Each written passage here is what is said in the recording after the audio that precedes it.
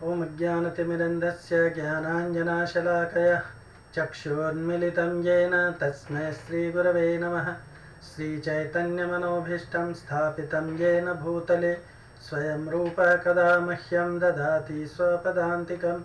वन्देऽहं श्रीगुरौ श्रीयुतापदकमलं श्रीगुरून् वैष्णवांश्च श्रीरूपं साग्रजातं सहगणरघुनाथान्वितं तं सजीवं साद्वैतं सावधूतं परिजनसहितं कृष्णचैतन्यदेवं श्रीराधाकृष्णपादान् सहगणललिता श्रीविशाखान्वितांश्च।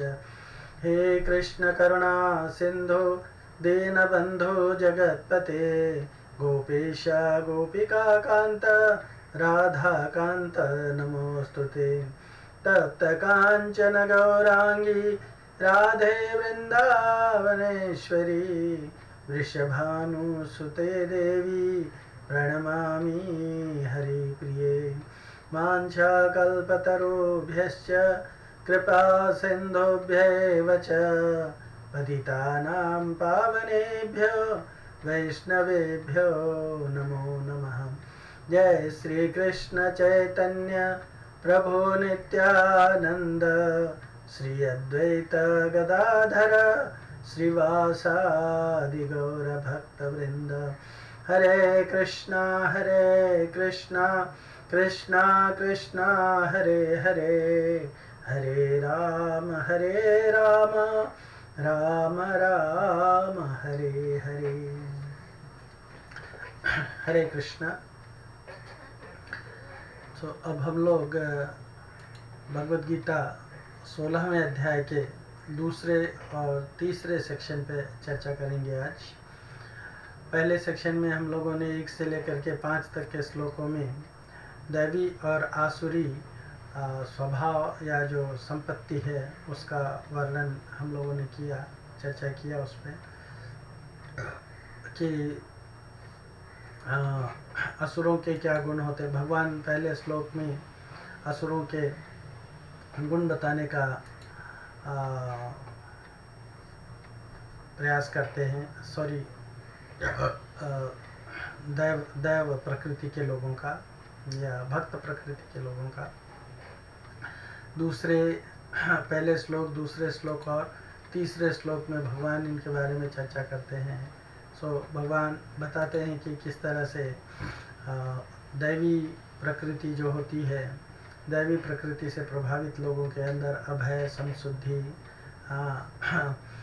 विज्ञान, योग, व्यवस्थिति, दानम दमश्च यज्ञश्च, आर्जवम, स्वाध्याय, तप और अहिंसा, सत्यम, अक्रोध, त्याग, शांति, अपैशून्य, ये बहुत सारे गुण, तेज, क्षमा, धृति, नातिमानिता इत्यादि जो गुण है ये दैवी संपत्ति वाले लोगों में होते हैं। और जो आसुरी स्वभाव के लोग होते हैं वो दंभ, दर्प, अभिमान, क्रोध, पारुष्य, अज्ञान, इन सब चीज़ों से प्रभावित होते हैं। और फिर 5वें श्लोक में भगवान ने ये दोनों प्रकृतियों से प्रभावित लोगों के रिजल्ट को बताया कि उनको गति क्या प्राप्त होती है। तो भगवान ने बताया कि दैवी संपत्ति मोक्षाय, दैवी संपत्ति से या दैवी गुणों से जो या दैवी प्रकृति से जो लोग प्रभावित होते हैं वो उनको उसके कारण मोक्ष की प्राप्ति होती है, यानी भौतिक बंधन से, जन्म मृत्यु के बंधन से वो मुक्त हो जाते हैं। लेकिन जो आसुरी प्रवृत्ति से प्रभावित होते हैं, जय 4थे श्लोक में बताया गया है कि दंभो दर्पो अभिमानस्य क्रोधः पारुष्यमेव च ज्ञानम च विचातस्य पार्थ संपत्ति मासुरी। तो इनसे जो लोग प्रभावित होते हैं ऐसे लोगों को भगवान कहते हैं कि ऐसे लोग जो है निबंधाय, बांधे जाते हैं। तो माँ सुचा, अर्जुन को भगवान कहते हैं कि अर्जुन तुम चिंता मत करो, क्योंकि दैवी अभिजातो असि पांडव, कि तुम दैवी प्रकृति से प्रभावित होकर के इस जगत में जन्म लिए हो, तो इसीलिए तुम चिंता मत करो, तुम्हारा ये आसुरी योनि में जाना संभव नहीं होगा। उसके बाद इस तरह से संपूर्ण प्राणियों में जड़ और चेतन दोनों अंश में रहते ये बताते हैं भगवान। और उनमें से कई प्राणी जड़ता से विमुख होकर के, यानी जड़ता से विमुख होकर के चेतनता को प्राप्त कर लेते हैं, यानी परमात्मा की ओर मुख्यता से लक्ष्य रहता है उनका। और कई प्राणी जो है वो चेतनता से विमुख होकर के जड़ता यानी भोग और संग्रह की ओर आकृष्ट हो जाते हैं, और मुख्यता से उनका लक्ष्य रहता है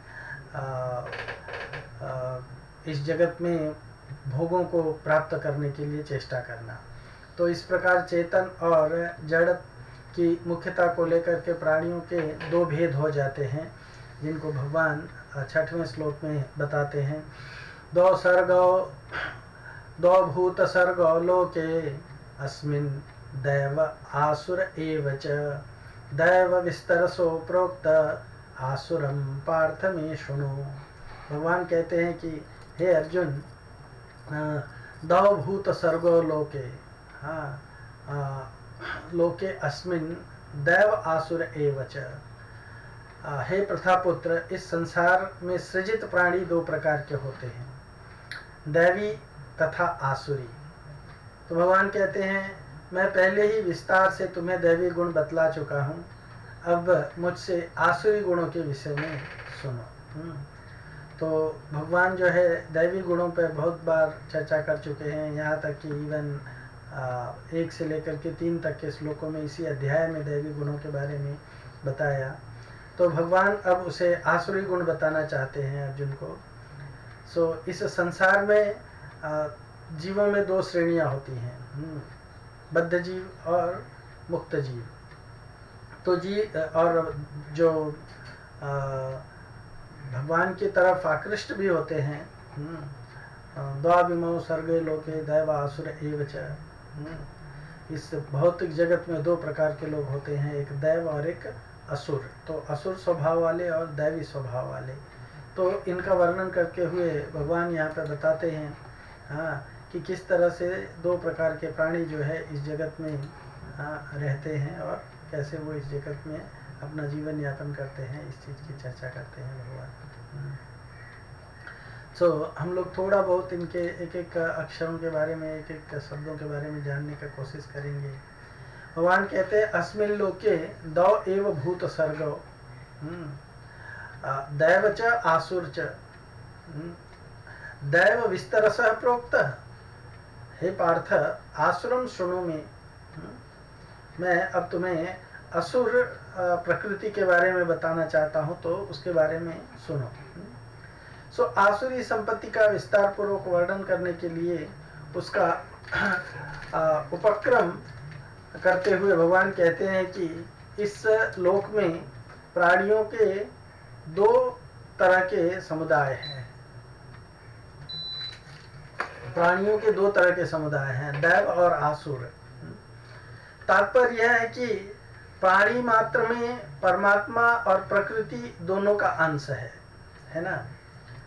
परमात्मा का अंश जो है वो चेतनता है, और प्रकृति का अंश जो है वह जड़ता है। वह चेतन अंश अब परिवर्तनशील जड़ अंश के सम्मुख हो जाता है जब तब उसमें आसुरी संपत्ति आ जाती है। यानी ये दोनों चीजें होती हैं। कहा गया है कि जो व्यक्ति भगवान की ये जो जड़ प्रकृति है, जब उसकी तरफ दृष्टि डालता है तो वो उससे आकृष्ट हो जाता है, और जब वो भगवान की तरफ दृष्टि डालता है तो वो जड़ता से विमुख होकर के भगवान की ओर आकृष्ट हो जाता है। तो परमात्मा का अंश चेतन और प्रकृति का अंश जड़ है, और जब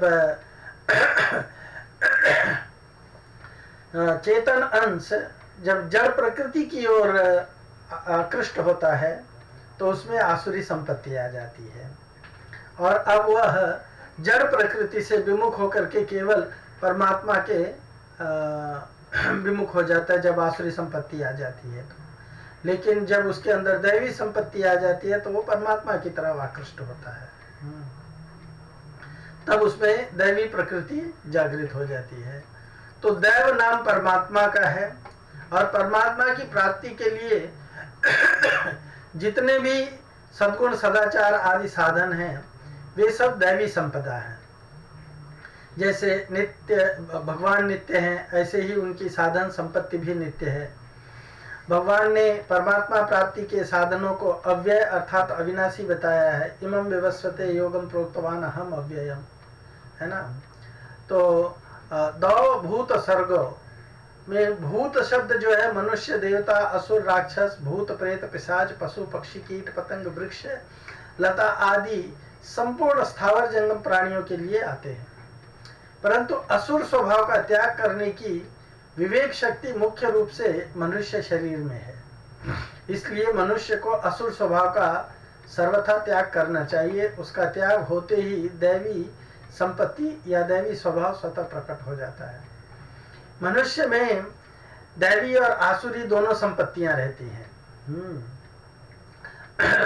जैसे विभीषण रावण को समझाते हुए कहता है, सुमति कुमति सबके उर रही, नाथ पुराण निगम यस कहीं, है ना। वो कहता है कि सुमति कुमति, सुमति और कुमति हर एक व्यक्ति में रहती है, ऐसे वेद और पुराण कहते हैं। तो क्रूर से क्रूर कसाई में भी दया रहती है, चोर से चोर में भी साहूकारी रहती है। इसी तरह दैवी संपत्ति से रहित होकर के कोई हो ही नहीं सकता है, क्योंकि जीव मात्र परमात्मा का अंश है।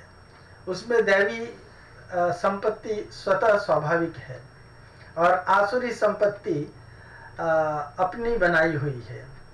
सच्चे हृदय से परमात्मा की तरफ चलने वाले साधक को आसुरी संपत्ति निरंतर खटकती है और बुरी लगती है, और उसको दूर करने का प्रयत्न भी करता है। परंतु जो लोग भजन स्मरण के साथ आसुरी संपत्ति का पोषण करते हैं, अर्थात कुछ भजन स्मरण नित्य कर्म आदि भी कर लेते हैं और सांसारिक भोग तथा संग्रह में भी सुख लेते हैं और उसे आवश्यक समझते हैं, वे वास्तव में साधक नहीं कहे जा सकते। कारण कि कुछ दैव स्वभाव और कुछ असुर स्वभाव तो नीच से नीच प्राणियों में भी स्वाभाविक रहता ही है, स्वाभाविक रहता है। सो इस तरह से भगवान जो है दो प्रकार के लोगों का वर्णन किया है, कि दैव और असुर दो प्रकार के लोग होते हैं। श्रीमद् भागवत में भी कहा गया है, जिन जीवों में भारतवर्ष में भगवान की सेवा योग्य मनुष्य जन्म प्राप्त किया है, उन्होंने ऐसा क्या पुण्य किया है, अथवा इस पर स्वयं श्रीहरि ही प्रसन्न हो गए हैं। इस प्रकार सौभाग्य के लिए तो हम भी निरंतर तरसते रहते हैं। ये श्रीमद् भागवत में कहा गया है, अहो अमीशाम किम कारी शोभनम प्रसन्न येषाम स्वदूत स्वयं हरिः यज्ञैर्जन्म लब्धं निशुभारताजिरे मुकुन्द सेवो परिकं स्पृहाहीनः। और दूसरा कहते हैं, गायन्ति देवा किल गीतकानि धन्यास्तु ते भारत भूमि भागे स्वर्गापवर्गास्पदमार्गभूते भवन्ति भूय पुरुषासुरत्वात्। देवगण भी निरंतर यही गान करते हैं कि जिन्होंने स्वर्ग और अपवर्ग के मार्ग भूत भारतवर्ष में जन्म लिया है, वे पुरुष हम देवताओं की अपेक्षा भी अधिक धन्य या बड़े भागी होते हैं। तो जो इस जगत में लोके अस्मिन, इस लोक में, कहने का तात्पर्य है कि नए नए अधिकार पृथ्वी मंडल में ही मिलते हैं। पृथ्वी मंडल में भी भारत ऐसा क्षेत्र विलक्षण अधिकार प्राण होते हैं, अधिकार प्राप्त होते हैं यहाँ भारत भूमि में। भारत भूमि पर जन्म लेने वाले मनुष्य की देवताओं ने भी प्रशंसा की है। इवन चैतन्य चरितामृत में भी कहा गया है कि भारत भूमि ते हैले मनुष्य जन्म जार, जन्म सार्थक करी कर पर उपकार। सो मनुष्य लोक में इस लोक में यानी इस पृथ्वी लोक में जो मनुष्य को ये जन्म मिला हुआ है, हाँ, दौ भूत सर्ग लोके, तो इस सृष्टि में सबसे श्रेष्ठ स्थान ये है जहाँ पे ये यहाँ पे मनुष्य को इस तरह का अवसर मिला हुआ है कि वो भगवान की भक्ति अच्छी तरह से कर सकता है। तो भगवान ने यही कहा कि दो प्रकार के लोग हैं इस जगत में, आसुर और दैव। तो भगवान ने कहा कि अब मैं तुम्हें आसुर प्रकृति के बारे में चर्चा करता हूँ, उसके बारे में तो तुम ध्यान से सुनो। ये कह करके भगवान से विमुख मनुष्य में आसुरी संपत्ति किस प्रकार से, किस क्रम से आती है, उसका 7वें श्लोक में भगवान वर्णन करते हैं। भगवान कहते हैं, प्रवृत्तिं च निवृत्तिं च जनाना विदुरासुरा, न शौचम नापि चाचारो न सत्यम तेषु विद्यते। भगवान कहते हैं जो आसुरी हैं वे यह नहीं जानते कि क्या करना चाहिए और क्या नहीं करना चाहिए। उनमें न तो पवित्रता, न उचित आचरण और न ही सत्य पाया जाता है, ना ही सत्य पाया जाता है। तो अब भगवान जो है आसुरी लोगों की चर्चा शुरू कर दिए हैं। हाँ,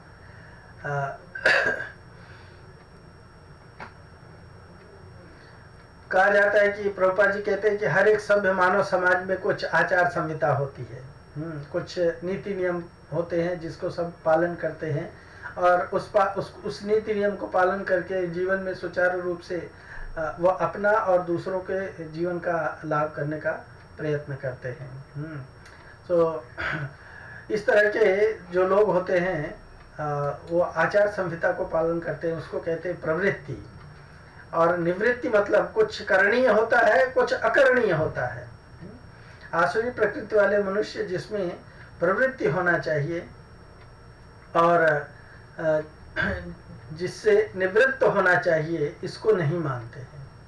तो असुर जो है वो प्रवृत्ति और निवृत्ति यानी डूज एंड डोंट्स, उसको नहीं मानते। जैसे अभी प्रभुपाद ने कहा हमको, हम इस्कॉन वालों को, कि हमको 4 डूज, 4 विधि और 4 निषेध बताया है। ऐसे तो विधि निषेध शास्त्रों में बहुत है, पर प्रभुपाद ने कहा है कि मिनिमम इतना तो पालन करो। पर जो आसुरी वृत्ति के लोग होते हैं वो इतना भी नहीं कर सकते हैं। सो प्रवृत्ति क्या है? ABCD, एसोसिएशन विथ डिवोटीज, भक्तों का संग करना, शास्त्रों का अध्ययन करना, भगवान के नाम का जप करना, और भगवान को भोग लगा करके उसको प्रसाद के रूप में भोजन स्वीकार करना। तो ये प्रवृत्ति है। और निवृत्ति क्या है? 4 डोंट्स, प्रभुपाद जी जिसको कहते हैं कि ये 4 निषेध है मिनिमम। कम से कम मांस भक्षण मत करो, मदिरा या नशा सेवन मत करो। मांस भक्षण नहीं करना, नशा सेवन नहीं करना, फिर चीटिंग, जुआ नहीं खेलना और व्यभिचार नहीं करना। तो प्रभुपाद ने ये 4 डोंट्स बताए हैं। पर अगर हम आज के इस भौतिक समाज को, इस सांसारिक समाज को देखें, इवन मानव समाज में, तो यही 4 जो पाशविक प्रवृत्तियां हैं, यही 4 बड़े रैम्पेंट हैं। और इन्हीं के चारों तरफ हमारा पूरा संस्कृति घूमता है। यद्यपि मानव समाज में ये करना उचित नहीं है। क्यों? क्योंकि ये 4 जो है, ये धर्म के जो 4 स्तंभ हैं, सत्य, शौच, दया और अहिंसा, इसको पूरी तरह से ध्वस्त कर देते हैं। और जब सत्य, शौच, अहिंसा और दया ही नष्ट हो जाए तो वो व्यक्ति जो है वो किस प्रकार से धार्मिक वृत्ति का हो सकता है। सो इसीलिए कहा गया है कि ऐसे लोगों में ना शौचम ना अपिचाचारो, है ना। ऐसे लोगों में ना तो आगे बता रहे हैं भगवान की, ना शौचम ना अपि चाचारो, ये चौथे श्लोक में बताया था भगवान ने। चौथे में नहीं,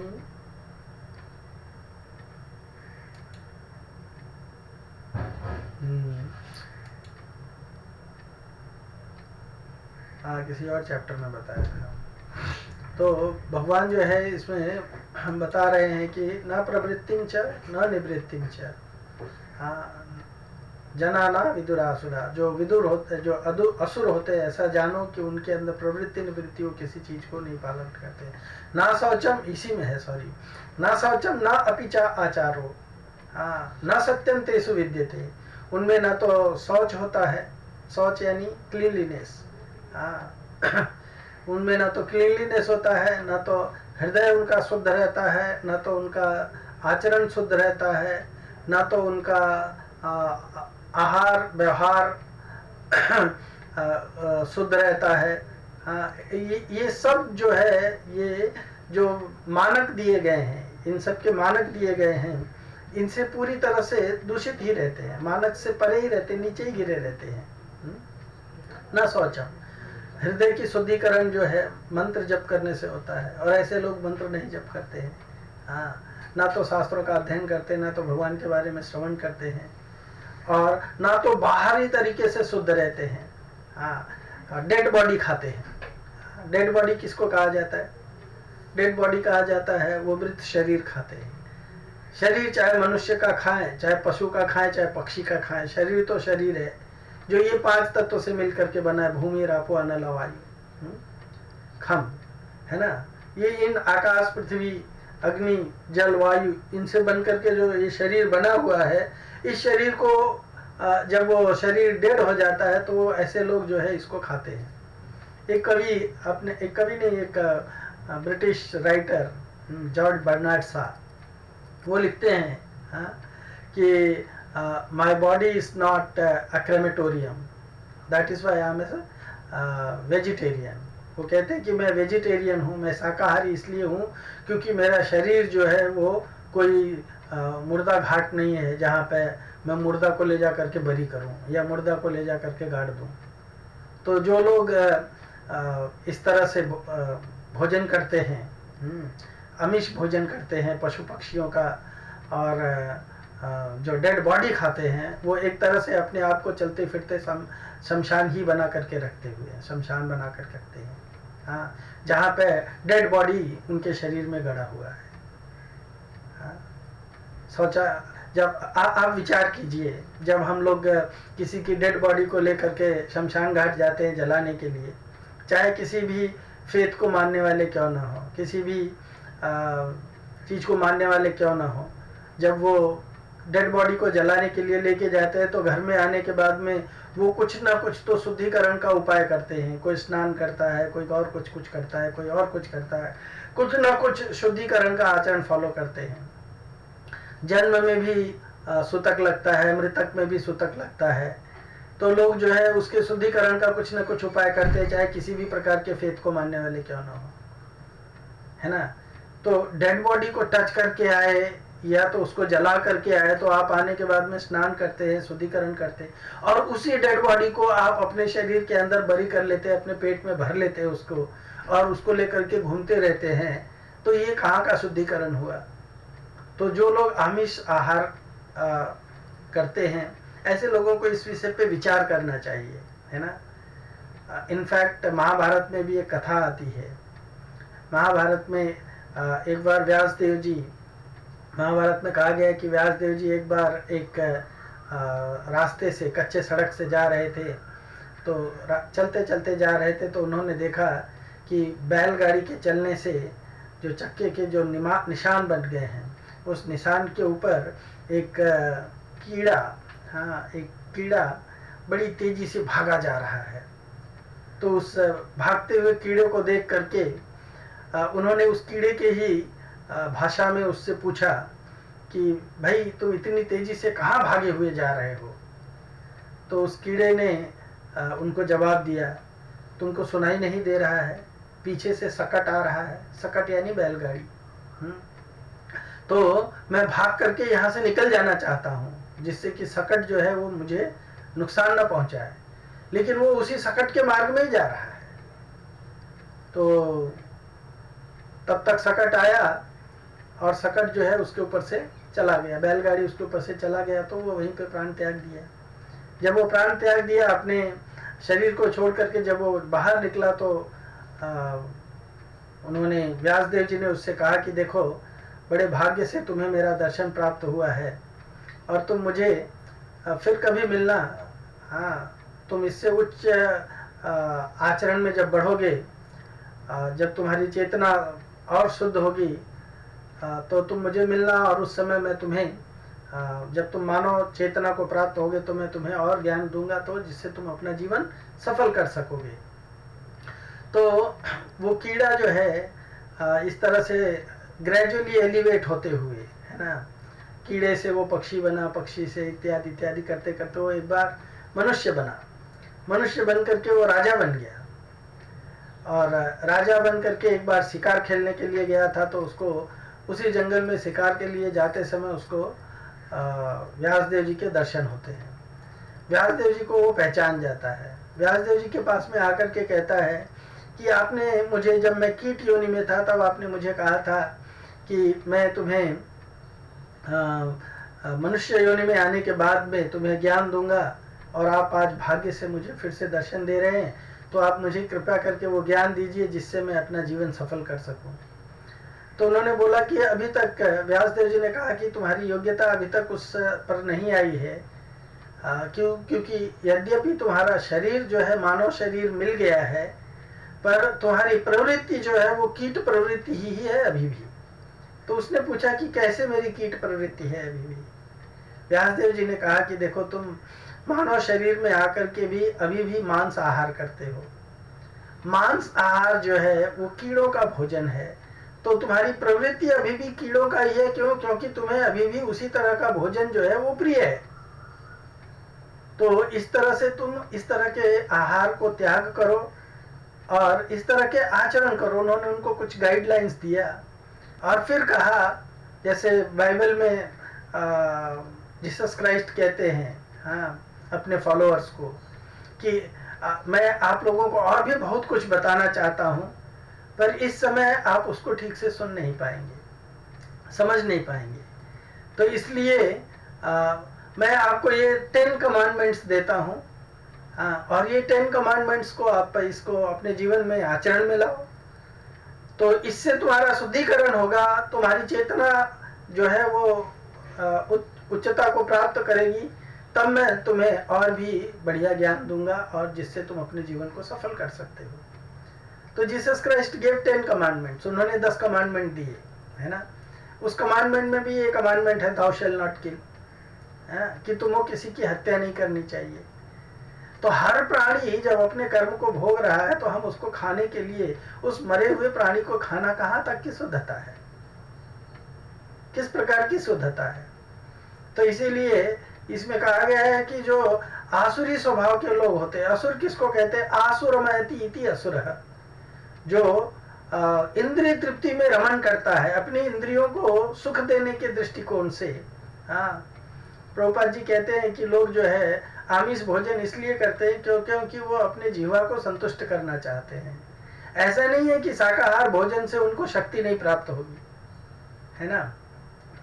शाकाहारी भोजन करने वाला हाथी है जो घास खाता है केवल, घास खाता है, पत्ते खाता है, फल फूल खाता है, उसकी शक्ति देखो, है ना, उसमें बहुत पावरफुल शक्ति होती है। ऐसा नहीं है कि मांस भोजन करने से व्यक्ति को शक्ति प्राप्त होती है, ये उसकी प्रवृत्ति है। उस प्रवृत्ति से बचने के लिए अगर मनुष्य, प्रवृत्ति है कुछ और कुछ निवृत्तियां हैं, तो कुछ करणीय है, कुछ न करणीय चीजें हैं। तो जो करणीय चीजें होती हैं उसको न शौचम, उनमें शौच नहीं होता है। शौच करणीय है, व्यक्ति को शुद्धता मेंटेन करनी चाहिए, क्योंकि शुद्धता के आधार पर ही उसको उसके आगे के जीवन में सफलता प्राप्त हो सकती है। शौचम च आचार है, आचार मतलब श्रेष्ठ आचरण। श्रेष्ठ आचरण किसको कहते हैं? माम हिंसेत कहा गया है ना, मां हिंसेत, हिंसा मत करो, है ना। एक तो शरीर की हिंसा होती है, दूसरे मन की हिंसा होती है, वाणी के द्वारा हिंसा होती है। तो किसी भी प्राणी को किसी भी प्रकार का उद्वेग नहीं देना चाहिए, प्राणी मात्र को उद्वेग नहीं देना चाहिए किसी भी प्रकार। उद्वेग देना किसी को भी, कमजोर को, अशक्त को सताना, ये हिंसा कहलाती है।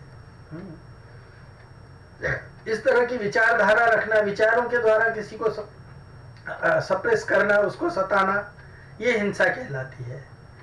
तो आचरण जो है वो सही होना चाहिए, किसी की हिंसा ना करो। फिर thou shall not covet your neighbor's wife, अपने पड़ोसियों को कोवेट नहीं करना चाहिए, उनके साथ में व्यभिचार नहीं करना चाहिए। thou shall not steal, चोरी नहीं करना चाहिए, है ना। दूसरों को उद्वेग नहीं देना चाहिए, चोरी नहीं करना चाहिए, कष्ट नहीं देना चाहिए, किसी की वस्तु जो है बिना उसको पूछे नहीं ले लेना चाहिए। ये इत्यादि इत्यादि जो है ये दुराचार कहलाता है ना। तो सही आचरण क्या है और दुष्ट आचरण क्या है, ऐसे असुर लोग नहीं जानते हैं। न सत्यम तेषु विद्यते, और ऐसे लोगों में सत्य, सत्य का आचरण भी नहीं करते हैं। ना हर चीज में आजकल कलयुग में आप ये चीज अनुभव कर सकते हैं कि हर क्षण व्यक्ति जो है स्पॉन्टेनियसली झूठ बोलता है। झूठ बोलने के लिए एक क्षण का भी चिंता नहीं करता है, एक क्षण भी विचार नहीं करता है कि मैं जो कह रहा हूँ वो सच कह रहा हूँ या झूठ कह रहा हूँ। यहाँ तक कि बहुत सारे साधु सन्यासी भी झूठ बोलते हैं, जिनको इस तरह का आचरण नहीं करना चाहिए। यदि आचरति श्रेष्ठ, भगवान ने गीता में ही कहा है, यदि आचरति श्रेष्ठ तत्तद एव इतरो जना स यत् प्रमाणम कुरुते लोकस्तद अनुवर्तते। समाज में वो श्रेष्ठी जन है ना, समाज के जो लीडर्स हैं, अगर वो गलत आचरण करेंगे तो लोग उनको फॉलो करेंगे, कॉमन लोग। और आज हम देखते हैं कि धड़ल्ले के साथ लोग झूठ बोलते हैं, केवल कुछ रुपयों के कमाई करने के लिए, कुछ चापलूसी करने के लिए लोग जो है धड़ल्ले के साथ झूठ बोलते हैं। पच्चीकारी करते हैं, सत्य में असत्य की पच्चीकारी कर देते हैं, है ना। जैसे मंथरा पच्चीकारी कर रही है। सत्य है, उसमें असत्य को पच्चीकारी कर दे। छोटा सा सत्य का एलिमेंट मिला, उसमें बहुत सारा झूठ मिला करके उसको परोस देते हैं। ये असुर वृत्ति के लोग हैं, ये असुर वृत्ति के लोग हैं। यहाँ तक कि जिम्मेदार व्यक्ति भी, जिनका जनमानस आंख बंद करके आचरण करता है, उनकी बातों को मानता है, ऐसे लोग भी जो है अपने निहित स्वार्थ के लिए झूठ बोलने से नहीं हिचकते हैं। तो इस तरह के आचरण सत्यम तेषु न विद्यते, ये आसुरी वृत्ति के लोगों के ये इस तरह के आचरण होते हैं। भगवान आगे कहते हैं सत्कर्म में प्रवृत्ति नहीं होती है, और वहां पे सद्भाव का भी निरादर होता है। तो सद्भाव को दबाते चलते हैं, इसको भगवान इस श्लोक में बताते हैं। असत्यम अप्रतिष्ठन्ते जगत आहो अनीश्वरम अपरस्परम संभूतम किम अन्य काम है तो कम, है ना। वे कहते हैं कि यह जगत मिथ्या है, इसका कोई आधार नहीं है, पर इसका नियमन किसी ईश्वर द्वारा नहीं होता है। और कहना है कि यह काम इच्छा से उत्पन्न होता है और काम के अतिरिक्त अन्य कोई कारण नहीं है। ऐसे असुर लोगों की इस तरह के विचार होते हैं। वो जगत को ही मिथ्या कहते हैं। ब्रह्म सत्यम जगन मिथ्या, ब्रह्म सत्यम जगन मिथ्या कहते हैं। और कहते हैं कि जबकि भगवान भगवत गीता में कहते हैं कि ब्रह्मण्यो ही प्रतिष्ठा अहम, इस ब्रह्म की प्रतिष्ठा, ब्रह्म मुझ पे आधारित है। और ये कहते हैं कि इस जगत का कोई आधार नहीं है। आसुरी वृत्ति के लोग कहते हैं कि इस जगत का कोई आधार नहीं है, कोई ईश्वर नहीं है। ईश्वरो अहम अहम भोगी सिद्धो अहम अहम बलवान सुखी। हाँ, मैं ईश्वर हूं, मैं भोगी हूं, मैं बल, ये संपूर्ण सृष्टि मेरे लिए बनाई गई है। कौन बनाया है? अपने आप बन के आ गई है। लाइक बिग बैंग थ्योरी, है ना। बिग बैंग थ्योरी में बताते हैं ना कि ये जगत जो है इसको किसी ने बनाया नहीं, एक धमाका हुआ जोर से और ये सब कुछ क्रिएट हो गया। और इस तरह के कुछ जो है अपने आप को सोकॉल्ड बुद्धिमान मानने वाले लोग जो है इस तरह की थ्योरी को प्रोपाउंड करते हैं और उनका अनुसरण करने वाले उनके पिछलग्गू लोग जिनको कोई बुद्धि नहीं होती ऐसे लोग इसको फॉलो करते हैं। सो ईश्वर को कोई रोल नहीं देते हैं, वो सारा रोल अपने पास। उनका कहना है कि ये काम इच्छा से उत्पन्न होता है, हमारी इच्छाएं हुई तो ये चीजें अपने आप आ गई। काम के अतिरिक्त इस जगत का दूसरा अन्य कोई कारण नहीं है। तो आश्चर्य लोग यह निष्कर्ष निकालते हैं कि ये जगत जो है माया जाल है, इसका कोई कारण नहीं है, न कार्य है, न नियामक है, न कोई प्रयोजन है, हर वस्तु मिथ्या है। उनका कहना है कि यह दृश्य जगत आकस्मिक भौतिक क्रियाओं तथा प्रतिक्रियाओं के कारण बना हुआ है। यह अपने आप प्रकट हो जाता है, इसमें हमारी इच्छा ही उसका महत्वपूर्ण कारण है। ऑफ कोर्स वो कहते भी है ना, कहावत भी है ना, आवश्यकता आविष्कार की जननी है। तो हमारी इच्छा हुई, हमको कोई चीज आवश्यक लगी तो हम चीजों को प्रकट कर लेते हैं। वो इस तरह की बातें करते रहते हैं। तो ये असुर लोग जो है इनको समझ पाना, भगवान यहाँ पे बता रहे हैं कि ये आसुरी वृत्ति के लोगों के ये इस तरह के आचरण होते हैं। आसुरी वृत्ति के लोगों के इस तरह के आचरण होते हैं। असुर स्वभाव वाले पुरुष कहा करते हैं कि यह जगत असत्य है, इसमें कोई बात सत्य नहीं है।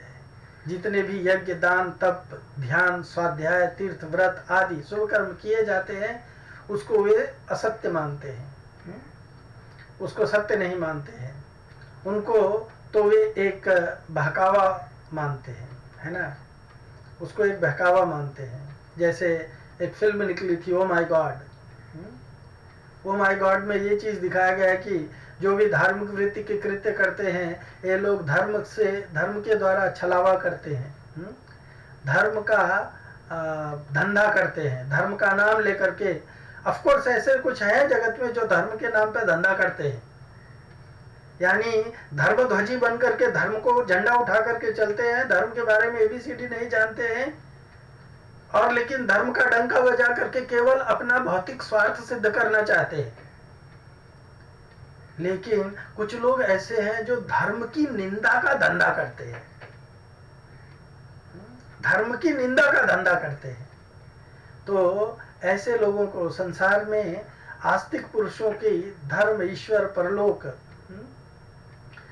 मरने के बाद में जो जन्म होता है, चाहे मनुष्य लोक में हो, चाहे किसी अन्य लोक में हो, चाहे मनुष्य, पशु, पक्षी आदि में किसी भी योनियों में हो, वह सब परलोक कहलाता है, उसको परलोक कहा गया है। हाँ, यानी पुनर्जन्म आदि में श्रद्धा नहीं होती है। परंतु वे असुर मनुष्य धर्म, ईश्वर आदि में श्रद्धा नहीं रखते। अतः एक्चुअली जो व्यक्ति भगवान में श्रद्धा रखता है और पाप और पुण्य क्या है उसको जानता है, और वो ये जानता है कि भगवान जो है पाप का फल कष्ट देते हैं और पुण्य का फल सुख देते हैं, तो कोई भी व्यक्ति इस जगत में आकर के कष्ट झेलना नहीं चाहेगा, तो डेफिनेटली वो पाप कर्मों से बचेगा। जैसे हम जानते हैं कि अग्नि में हाथ डालने से, चाहे गलती से चाहे जानबूझ करके अग्नि जलाने वाली है, तो हम जानबूझ करके कभी अग्नि में हाथ नहीं डालते हैं, है ना। केवल एक मूर्ख व्यक्ति ही अग्नि में हाथ डालेगा जिसको ये पूरा ज्ञान नहीं होगा कि अग्नि में हाथ डालने से जलता है। उसी तरह से जो व्यक्ति ईश्वर पे विश्वास करता है, ईश्वर के द्वारा बनाए गए नीति नियम पे विश्वास करता है, तंत्र पे विश्वास करता है, वो कभी भी ईश्वर के नाम पे भी या बिना ईश्वर के नाम के भी कभी भी किसी भी प्रकार का पाप करना नहीं चाहेगा। क्यों? क्योंकि वही पाप उसको बंधनकारी होता है, पर वो अज्ञान के कारण ऐसा करता है और अपने आप को इस जगत में बड़ा ज्ञानवान बताता है। तो इस तरह से भगवान जो है जो आसुरी प्रवृत्ति के लोग हैं उनके बारे में चर्चा करते हैं। सो जहाँ सद्भाव लुप्त हो जाते हैं, जहाँ सद्विचार काम नहीं करते, अर्थात सद्विचार प्रकट ही नहीं होते हैं, इसको भगवान 9वें श्लोक में बताते हैं। एतां दृष्टिम् अवस्तभ्य नष्टान् आत्मनो अल्पबुद्धयः प्रभवन् अत्युक्त अग्रकर्माणा क्षेमाय जगतो हितः। एतां दृष्टिम् अवस्तभ्य, ऐसे निष्कर्षों का अनुगमन करते हुए आसुरी लोग जिन्होंने आत्मज्ञान खो दिया है और जो बुद्धिहीन है, ऐसे अनुपयोगी एवं भयावह कार्यों में प्रवृत्त होते हैं जो संसार का विनाश करने के लिए होता है। संसार का विनाश करने के लिए होता है। बारूद के ढेर पे बैठी है ये दुनिया। आसुरी लोग ऐसे कार्यों में व्यस्त रहते हैं जिससे संसार का विनाश हो जाए। भगवान यहाँ कहते हैं कि वे कम बुद्धि वाले भौतिकवादी, जिन्हें ईश्वर का कोई बोध नहीं होता है, सोचते हैं कि वे प्रगति कर रहे हैं, लेकिन भगवत गीता के अनुसार वे बुद्धिहीन तथा समस्त विचारों से शून्य हैं। वे इस भौतिक जगत का अधिक से अधिक भोग करने का प्रयत्न करते हैं। अतएव इंद्रिय तृप्ति के लिए वे कुछ न कुछ नया आविष्कार करते रहते हैं। ऐसे भौतिक आविष्कारों का मानव सभ्यता का विकास माना जाता है, लेकिन इसका दुष्परिणाम यह होता है कि लोग अधिकाधिक हिंसक और क्रूर होते जाते हैं। आज ही देखो, आजकल के समाज को देखो, ऐसा कभी नहीं सुना जाता था कि लोग जो है इतने वायलेंट हो जाएंगे, मॉब लिंचिंग की घटना होती रहेंगी। पर कुछ समय से, कुछ सालों से ऐसे देखने में आता है कि लोग इतने क्रूर और हिंसक हो गए हैं, साधु सन्यासियों को भी नहीं छोड़ते हैं, पशु पक्षी को तो नहीं छोड़ते हैं, दुष्टों को तो नहीं छोड़ते हैं, अच्छे लोगों को भी लूट लेते हैं। अब तो साधु सन्यासियों को भी लोग मारने और लूटने लग गए हैं। वे पशुओं के प्रति क्रूर हो जाते हैं और अन्य मनुष्यों के प्रति भी। उन्हें इसका ज्ञान नहीं कि एक दूसरे से किस प्रकार व्यवहार किया जाए। आसुरी लोगों में पशुवध अत्यंत प्रधान होता है। ऐसे लोग संसार के शत्रु समझे जाते हैं, क्योंकि वे अंततः ऐसा आविष्कार कर लेंगे या कुछ ऐसे सृष्टि कर देंगे जिसका या जिससे सबका विनाश हो जाए। और प्रत्यक्ष यह श्लोक नाभिकीय अणुओं के आविष्कार की पूर्व सूचना देता है। बारूद के ढेर पे एटम बम, जिसका आज सारे विश्व को गर्व है। किसी भी क्षण युद्ध हो सकता है और ये परमाणु हथियार विनाशशीलता उत्पन्न कर सकते हैं, और हमने हिरोशिमा नागासाकी में ये देख भी लिया है। ऐसी वस्तुएं संसार के विनाश के उद्देश्य से ही उत्पन्न की जाती हैं, और यहाँ पर भी इसका संकेत किया गया है। ईश्वर के प्रति अविश्वास के कारण ये ऐसे हथियारों का आविष्कार मानव समाज में किया जाता है जो संसार की शांति तथा संपन्नता के लिए नहीं होते हैं, है ना।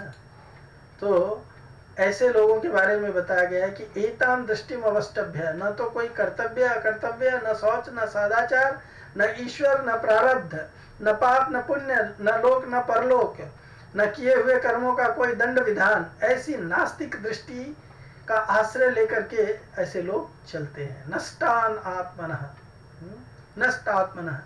आत्मा कोई चेतन तत्व है, आत्मा कोई चेतन तत्व है, आत्मा की कोई सत्ता है, इस बात को वे मानते ही नहीं है। हाँ, वे तो इस बात को मानते हैं कि जैसे कत्था और चूना मिलने से एक लाली पैदा हो जाती है, ऐसे ही भौतिक तत्वों के मिलने से एक चेतनता पैदा हो जाती है। कोई चेतना, कोई अलग चीज है, यह बात नहीं है। उनकी दृष्टि में जड़ ही मुख्य होता है, इसलिए चेतन तत्व को बिल्कुल विमुख होते हैं वो। जड़ चेतन आत्मा से विमुख होने से उनका पतन हो जाता है। और ऐसे लोग अल्पबुद्धय कहलाते हैं। ऐसे लोग जो है उग्र कर्मणि कहलाते हैं। ऐसे लोग जो है अहित करने वाले हैं। हाँ, उनका स्वभाव जो है दूसरों का अहित करने वाले, नुकसान करने वाला होता है। सो जगस्य माय प्रभवंती, है ना। उनके पास जो शक्ति है, ऐश्वर्य है, सामर्थ्य है, पद है, अधिकार है, वह सब का सब दूसरों को नाश करने के लिए लगता है। ये आसुरी स्वभाव के लोग होते हैं।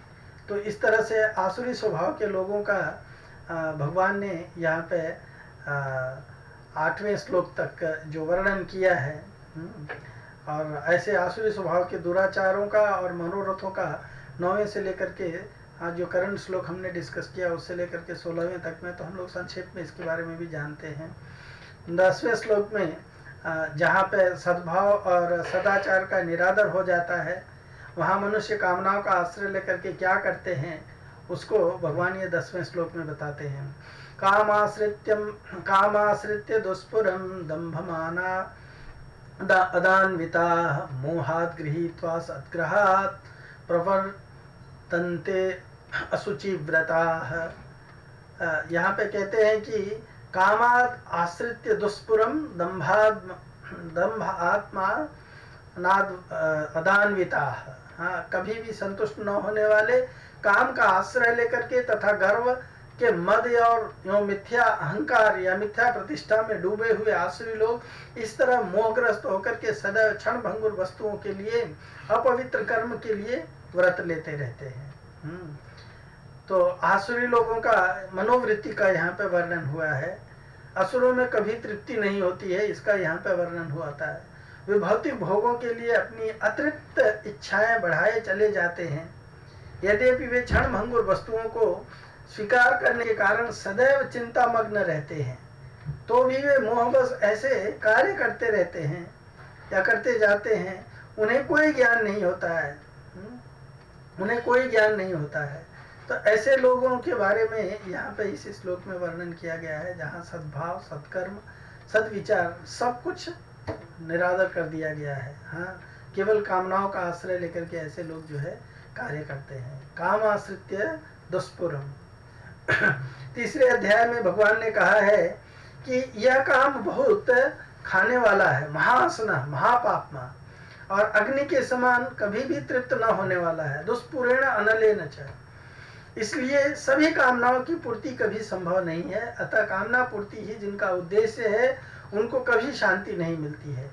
कामना पूर्ति में महान परतंत्रता है, पर आसुर मनुष्य परतंत्रता में भी स्वतंत्रता का अनुभव करते हैं कि धन आदि पदार्थ मिल जाएंगे तो हम सब स्वतंत्र हो जाएंगे। वे शास्त्र, गुरु, ईश्वर, धर्म आदि को मानते ही नहीं है। फिर काम के सिवाय और किसका आश्रय लें? उनको काम का ही आश्रय लेना पड़ता है उनको, है ना।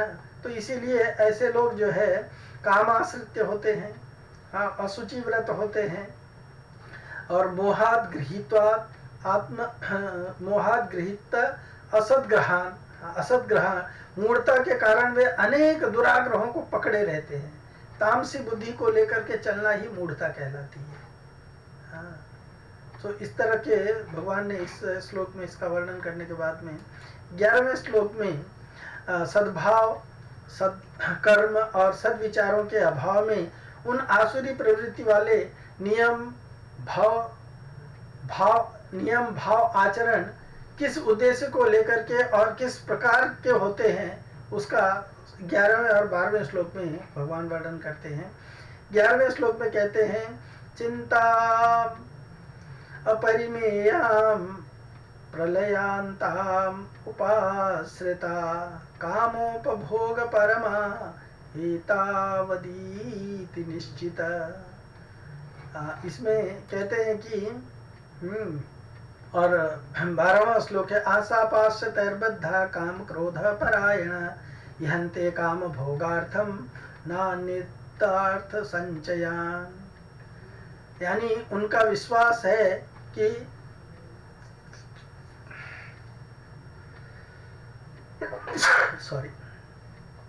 उनका विश्वास है कि इंद्रियों की तुष्टि ही मानव सभ्यता की मूल आवश्यकता है। इस प्रकार मरण काल तक उनको अपार चिंता होती रहती है।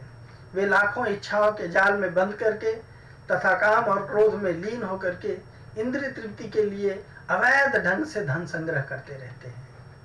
तो आसुरी लोग मानते हैं कि प्रभुपाद जी लिखते हैं, आसुरी लोग मानते हैं कि इंद्रियों का भोग ही जीवन का चरम लक्ष्य है, और वे आमरण इसी विचारधारा को धारण किए रहते हैं।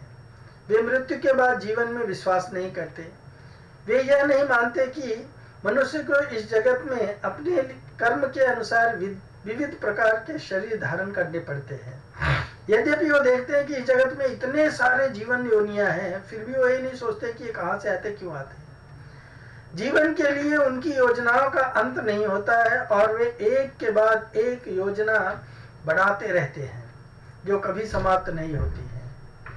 हमें ऐसे एक व्यक्ति की ऐसी आसुरी मनोवृत्ति का निजी अनुभव है। जो मरण काल तक अपने वैद्य से अनुनय विनय करता रहा कि वह किसी तरह उसके जीवन की अवधि 4 वर्ष बढ़ा दे, क्योंकि उसकी योजनाएं तब भी अधूरी थी। ऐसे मूर्ख लोग यह नहीं जानते कि वैद्य क्षण भर भी जीवन नहीं दे सकता, नहीं बढ़ा सकता। जब मृत्यु का बुलावा आ जाता है तो मनुष्य की इच्छा पर ध्यान नहीं दिया जाता। प्रकृति के नियम किसी को निश्चित अवधि के आगे क्षण भर भी भोग करने की अनुमति प्रदान नहीं करते हैं।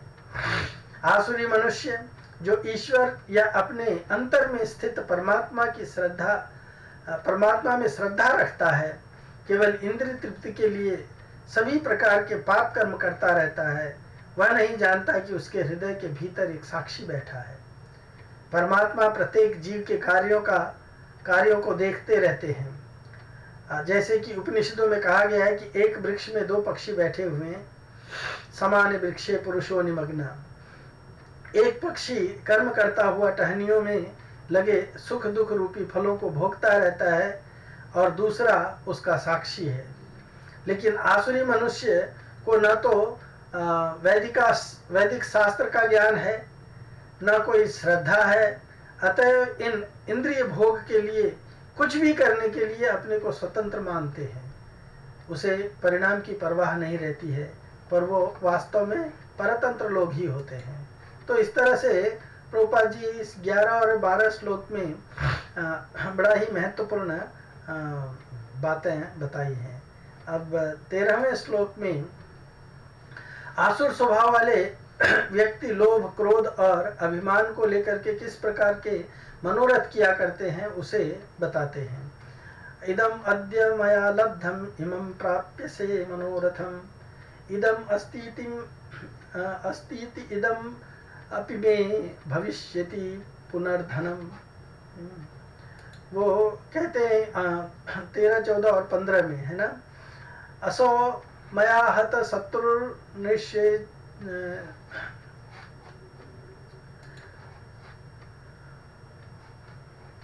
14वां श्लोक। असो मया हत शत्रुर्हनिष्ये चापरानपि ईश्वरो अहम अहम भोगी सिद्धो अहम बलवान सुखी आद्यो अविजनवानिस्मि को अन्योस्ति सदृशो मया यक्षे दासामि मोदिष्य इत्यज्ञान विमोहिता। तो इसमें प्रभुपाद जी बताते हैं कि ऐसे लोग जो हैं, आसुरी व्यक्ति सोचता है आज मेरे पास इतना धन है और अपनी योजनाओं से मैं और अधिक धन कमाऊंगा, इस समय मेरे पास इतना है किंतु भविष्य में यह बढ़ करके और अधिक हो जाएगा, वह मेरा शत्रु है और मैंने उसे मार दिया है, उसे मुक्त भारत कर देंगे, और मेरा अन्य शत्रु भी मार दिए जाएंगे। मैं सभी वस्तुओं का स्वामी हूँ, मैं भोक्ता हूँ, मैं सिद्ध शक्तिमान तथा सुखी हूँ, मैं सबसे धनी व्यक्ति हूँ और मेरे आसपास मेरे कुलीन संबंधी हैं, कोई अन्य मेरे समान शक्तिमान तथा सुखी नहीं है। मैं यज्ञ करूँगा, दान करूँगा और इस तरह आनंद मनाऊँगा। इस प्रकार ऐसे व्यक्ति अज्ञानवश मोहग्रस्त होते रहते हैं। तो इन आचरणों को जो इसमें यहाँ पे बताया गया है, असुर के आचरण को, इसको अगर हम अपने चारों तरफ देखें और एक्चुअली अपने में भी देखना चाहिए। जैसे वो कबीर कहते हैं ना, बुरा जो खोजन मैं चला बुरा न मिलिया कोई, जो धन दिल खोजा आपनो मुझसे बुरा न कोई, है ना। तो हम लोग को बुराई तो दुनिया में दिखती है, नो डाउट। हमें अपने में भी इन गुणों को ढूंढना चाहिए और इन गुणों से अपने आप का शुद्धिकरण करना चाहिए। पर भगवान जो इस आसुरी संपत्ति का वर्णन कर रहे हैं, ये आसुरी संपत्ति हम देखते हैं कि इस जगत में किस तरह से व्याप्त है ना। और जब जब इस तरह से असुर अभिमानी लोग इस जगत में व्याप्त होंगे तो क्या होगा, अधर्म का बोलबाला होगा, अधर्म बढ़ेगा। तो इस चीज के ऊपर ध्यान रखने की बात है ना। 16वें अध्याय में 16वें श्लोक में भगवान कहते हैं कि जो इस सेक्शन का अंतिम श्लोक है, भगवान परमात्मा से विमुख हुए आसुरी संपदा वालों को जीते जी अशांति, जलन, संताप आदि तो होते ही हैं, पर मनोरथ उनकी क्या गति होती है, मरने पर उनकी क्या गति होती है, सॉरी, हाँ, उसके ये 16वें श्लोक में बताते हैं। अनेक चित्त विभ्रांता मोह जाल समावृता प्रशक्ता काम भोगेशु पतंती नरके शुचौ। ग्रेट। भगवान क्या कहते हैं, इस प्रकार अनेक चिंताओं से उद्विग्न होकर के तथा मोह जाल में बंद करके वे इंद्रिय भोग में आसक्त, अत्यधिक आसक्त हो जाते हैं और नरक में गिरते हैं। निरय, निरय नरक, निरय नियतम वास, नियत नरक में वास करते हैं ऐसे लोग। तो अगर कोई व्यक्ति इस तरह के चरित्र डेवलप करता है, इस तरह के गुण डेवलप करता है, उसे ये समझना चाहिए कि गीता में उसके लिए डिक्लेरेशन भगवान स्वयं करते हैं, जो इस जगत को सृष्टि करने वाले हैं, कि ऐसे व्यक्ति की अंतगति जो है वो केवल नरक में होती है। अनेक चित्त विभ्रांता मोह जाल समावृता प्रशक्ता काम भोगेशु पतंती नरके शुचौ। हाँ, नरके शुचौ, शुचौ मतलब होता है असुचौ, नरके अशुचौ, अशुचि व्यक्ति, जो अशुद्ध व्यक्ति होता है, इस तरह से नरक में उसको जाना पड़ता है। आसुरी व्यक्ति के गति का वर्णन करके इस तरह से भगवान जो है इस सेक्शन को यहाँ पे हम लोग विराम देते हैं, और फिर अगले सेक्शन के लिए हम दूसरे चर्चा में मिलेंगे। तब तक के लिए बहुत बहुत धन्यवाद। हरे कृष्ण। Thank you.